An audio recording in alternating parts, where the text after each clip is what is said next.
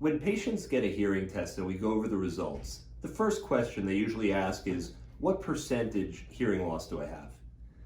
That's really a question that I have a hard time answering, and I'm going to explain to you why. Here's a standard hearing test. It happens to be my mom's hearing test that we're going to go over here. It goes from the low frequencies up to the high frequencies.